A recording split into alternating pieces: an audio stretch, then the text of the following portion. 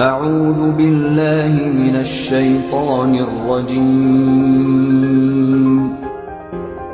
Bismillahirrahmanirrahim. Silsilah alam tambo alam.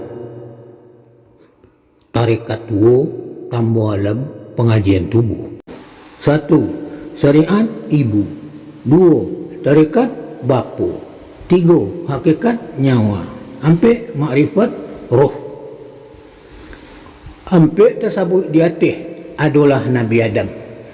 Lihat surat 39 ayat 6. Bismillahirrahmanirrahim. Khalaqakum min nafsin wahidatin summa ja'ala minha zawjaha.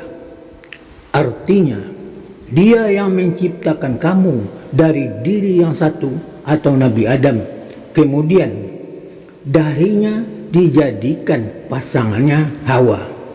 Dari Adam dan Hawa itulah terjadinya laki-laki dan perempuan yang banyak.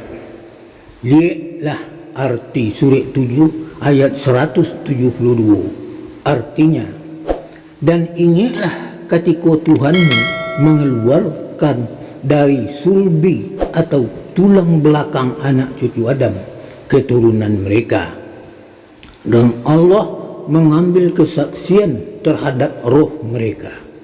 Bukankah aku ini Tuhanmu? Mereka menjawab, betul, engkaulah Tuhan kami. Itu masih dalam rahim.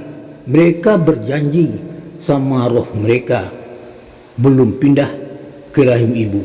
Setetes jadikan laut, segenggam jadikan gunung. Sekian, wassalamualaikum warahmatullahi wabarakatuh.